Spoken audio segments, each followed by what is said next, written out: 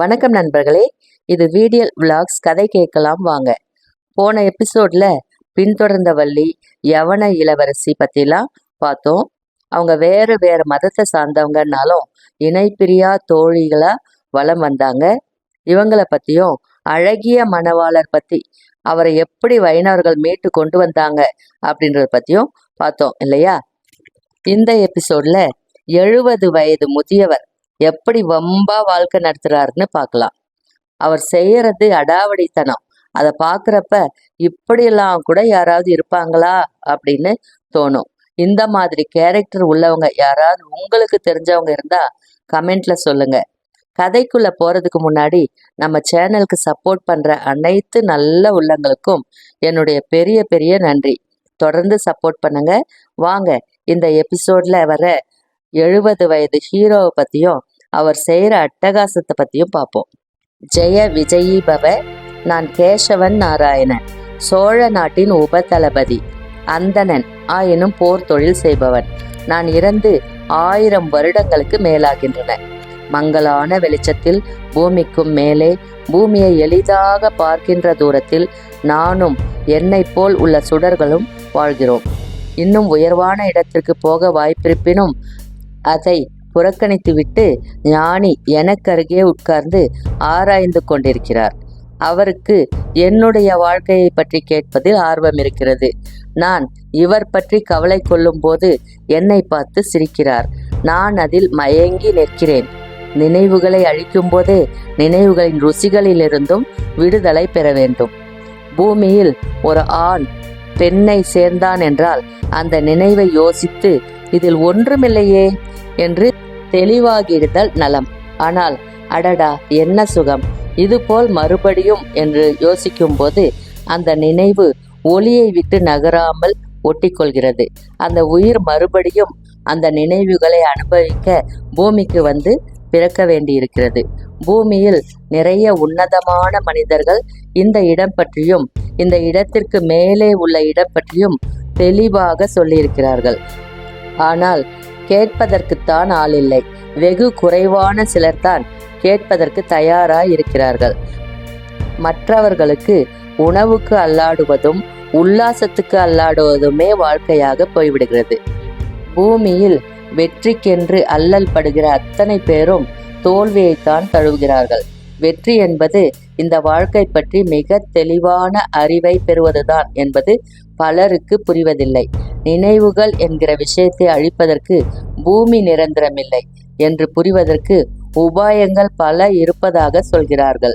நல்ல குருவால், நல்ல வேதங்களால், இடையராது பிரார்த்தனைகளால், நல்ல போதனைகளால் அறியப்படுவது என்றெல்லாம் சொல்கிறார்கள். வேறு ஏதேனும் வழி இருக்கிறதா என்று நானும் ஞானியும் பூமியில் தேடினோம். அங்கே 70 வயது மதிக்கத்தக்க கிழவர் ஒருவர் இறப்பதற்கு தயாராக இருந்தார். அவரை விட்டு விலகி ஒரு சுழல் காத்திருந்தது. அவர் மிக சந்தோஷத்தோடு இருந்தார். ஆனால் அவர் உடம்பு மிக பலகீனமாக இருந்தது. அவருக்கு அருகே ஒரு தாம்பாளத்தில் குவியலாய் நாணயங்கள் வைக்கப்பட்டு இருந்தன.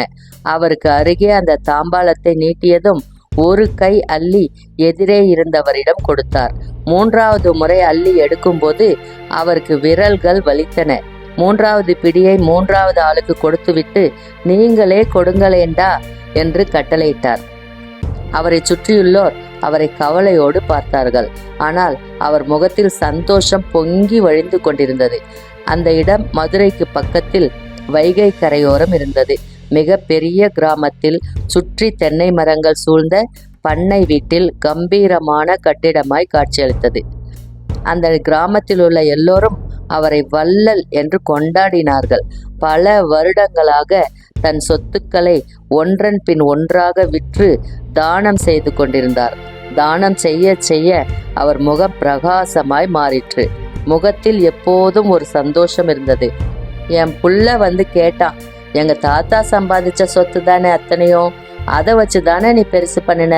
அதனால இந்த சொத்து எதையும் நீ விற்க முடியாது, இது எனக்கு சேர வேண்டியது அப்படின்னா நான் என் தலைமுடிய காட்டி ஒன்றும் அசைக்க முடியாதுன்னு சொல்லிட்டேன்.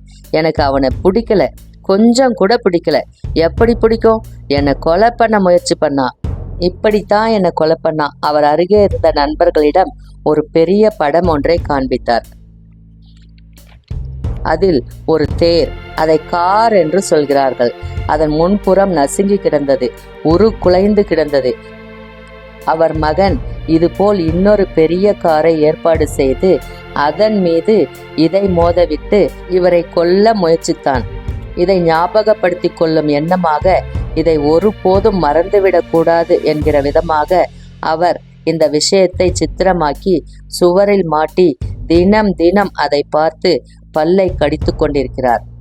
அவருக்கு மகனோடு சண்டை, மகளோடும் மாப்பிள்ளையோடும் சண்டை, மனைவியோடு சண்டை, தம்பியோடு சண்டை, அண்ணனோடு சண்டை, மாமன் மைத்துனர்கள் அனைவரோடும் சண்டை.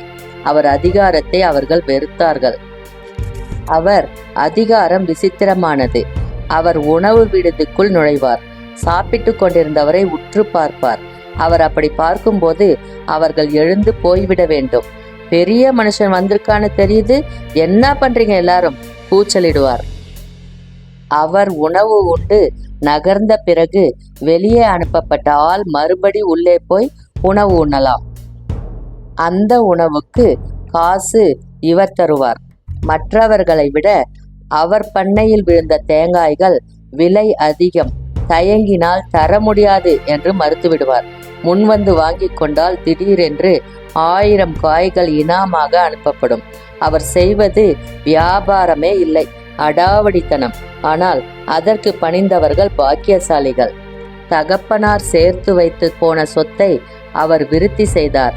தன்னிடமிருந்த காசு மொத்தமும் போட்டு புறம்போக்கு நிலங்களை வளைத்து போட்டார். அவர் வளைத்து போட்ட இடம் 2 வருடத்தில் மிக பெரிய விலைக்கு போயிற்று. இடுகாடு கட்டுவதற்கு அரசாங்கம் நிலம் கேட்டபோது அவர் முதலில் மாட்டேன் என்று சொல்லி, பிறகு பெரிய தொகை சொல்லி, அதற்கு பிறகு சிறிய தொகை சொல்லி, கடைசியில் இலவசமாக கொடுக்கிறேன் என்று சொல்லி அதிகாரிகளை திகைக்க வைத்தார், திணற வைத்தார். சுடுகாட்டு நுழைவு வாயிலில் இவர் இந்த இடத்தை இனாமாக கொடுத்தார் என்று ஒரு கல்வெட்டு வைக்கப்பட்டது. வெறும் வம்பாகவே இவர் வாழ்க்கை இருந்தது. அதில் அவருக்கு சந்தோஷம். நீ செத்தாதான் நிம்மதி என்கிற கூச்சலோடு மகன் போக மறுநாளே அவர் போன வண்டி விபத்துக்குள்ளாயிற்று. விபத்து ஏற்படுத்தப்பட்டது என்று தெரிய வர அவர் சீறினார். இனி சொத்து வாங்குவதில்லை, இருப்பவற்றை விற்பது என்கிற முடிவுக்கு வந்தார். 1 கோடி மதிப்புள்ள ஒரு சொத்தை 75 லட்சம் ரூபாய்க்கு விற்றார். அந்த பணம் முழுவதையும் அந்த கிராமத்தில் பார்த்து பார்த்து உதவிகள் செய்த போது ஊர் திகைத்தது. ஊரில் பேருந்து நிற்பதற்கு நிழல் குடைகள், பொது கழிப்பிடங்கள், பள்ளிக்கூடம் கட்டினார். பள்ளிக்கு பெரிய பெரிய கரும்பலகைகளும் மர மேஜைகளும் பெஞ்சுகளும் நாற்காலிகளும் மாணவர்களுக்காக வழங்கினார். எல்லா மதத்தினருக்கும் வாரி வழங்கினார். பள்ளிவாசலுக்கு ஆழ்துளை குழாய் போட்டு உட்கார்ந்து கால் கழுவ தொட்டி ஏற்படுத்தி அந்த மதத்தவரை குளிர பண்ணினார். கோயில் குளத்தை தூர்வாரி படிகள் ஏற்படுத்தி நடுவே நீராழி மண்டபம் கட்டி அந்த மதத்தவரை பரவசப்படுத்தினார்.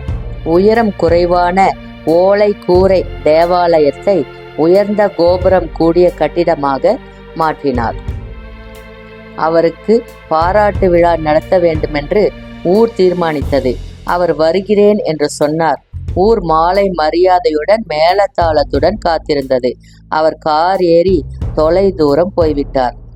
அப்புறம் கூட்டம் நல்லபடியா நடந்துச்சா என்று மாலையில் கேட்டார். நீங்க வரலீங்களே, எனக்கு பாராட்டா, நான் செய்த தர்மத்துக்கு பாராட்டா? தர்மத்துக்கு பாராட்டுன்னா நான் இல்லாத போதும் செஞ்சிருக்கணும்ல. அப்ப ஆள் பார்த்து காக்கா பிடிக்கிறதுக்கு தானே செய்றீங்க. சீறி விழுந்தார். அந்த கூட்டம் தவறை ஒப்புக்கொண்டது. ஆற்றங்கரையோரம் உள்ள விளைநிலங்களை அவர் விற்க முன்வந்தார். அந்த நிலத்தின் பாதி பகுதிகள் அடமானம் வைத்து மீட்க முடியாத நிலங்கள். அவை மூழ்கும் வரை காத்திருந்து கையகப்படுத்திய நிலங்கள், பிடுங்கப்பட்ட நிலங்கள்.